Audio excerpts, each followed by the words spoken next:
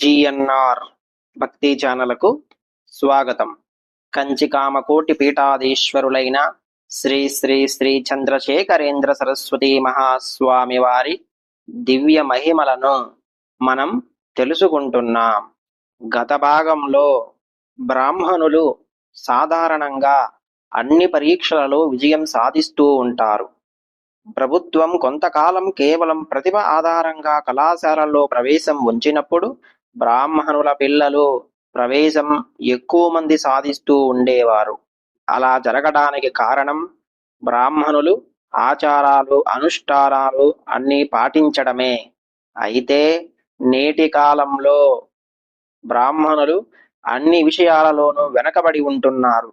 దానికి కారణం ఆచారాలను సంప్రదాయాలను అనుష్ఠానాలను బ్రాహ్మణులు వదిలేయడమేనని మనకు 3 తరాల క్రితం జీవించిన మన పూర్వీకులు జీవన సాఫల్యానికి కావలసిన బ్రహ్మ తేజస్సును పొందడానికి అవసరమైన దానికంటే ఎక్కువగా ధార్మిక జీవనము చేశారు. వాళ్ళు 4 గంటలకు బ్రహ్మముహూర్తంలో నిద్ర లేచేవారు. మనం సూర్యోదయం దాకా నిద్ర లేవం.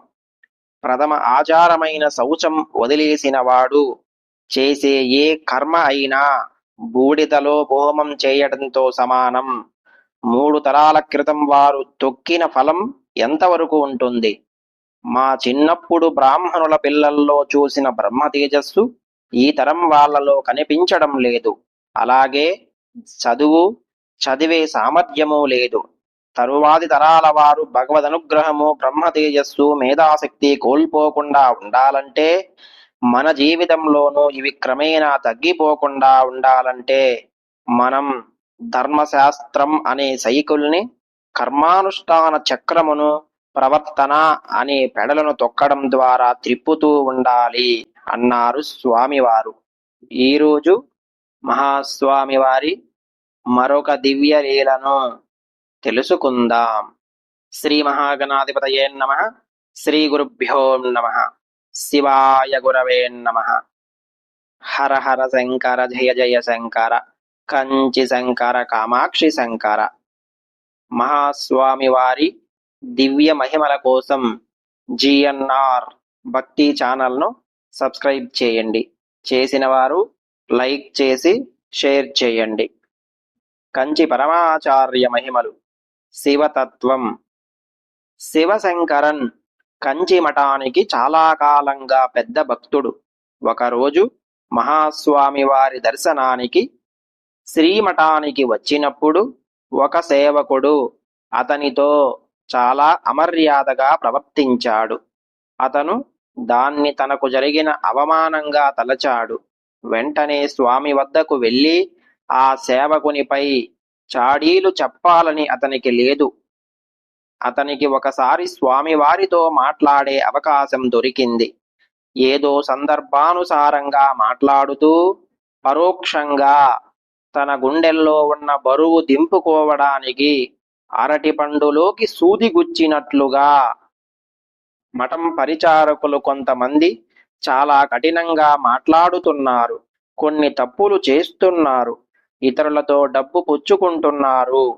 పరమాచార్య స్వామివారు వీళ్లతో ఎలా వేగుతున్నారో నాకు చాలా ఆశ్చర్యంగా ఉంది అని అన్నాడు. మహాస్వామి వారు గట్టిగా నవ్వారు. నువ్వు చెప్తున్నది నాకేమీ కొత్త కాదు అన్నట్లుగా చూసి మాట్లాడడం మొదలుపెట్టారు. 1000 మంది పనిచేసే ఒక కర్మాగారం తీసుకుందాం. అందరూ నైపుణ్యం కలవారు మంచివారు కాదు కదా. ఎన్నో లక్షల మంది ప్రభుత్వ కార్యాలయాల్లో పనిచేస్తున్నారు. అందరూ ఒకే రకమైన నిబద్ధతతో పని చెయ్యరు. చాలా మంది అసలు పనే చెయ్యరు. పని చేసినా అది సరిగ్గా చెయ్యరు. అసంపూర్ణంగా చేస్తారు కొంతమంది. కానీ వాళ్లను ఇంటికి పంపించలేము. మొత్తంగా ప్రభుత్వం పనిచేస్తోంది కదా, అది ముఖ్యం.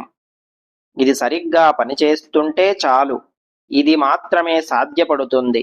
శ్రీమఠం ఒక పెద్ద సామ్రాజ్యం లాంటిది. చాలా రకములైన పరిచారకులు ఇక్కడ ఉంటారు. నీకు పరమేశ్వరుడు తెలుసా అని అడిగారు స్వామివారు. శివశంకరునకు శ్రీమఠంలో ఆ పేరు గలవారు 5-6 తెలుసు. ఎవరి గురించి మహాస్వామి వారు అడుగుతున్నారో అతనికి అర్థం కాలేదు. అతని అవస్థ చూసిన స్వామివారు, నేను చెప్తున్నది కైలాసవాసి అయిన పరమేశ్వరుని గురించి. అతని కంఠంలో పాము ఉంటుంది, ఒక చేతిలో అగ్ని ఉంటుంది, కాళ్ళ కింద దురాశకు ప్రతిరూపమైన ఒక దేవతని తన అధీనంలో తొక్కి ఉంచుతాడు. భూతములు, దెయ్యాలు అతని గణాలు.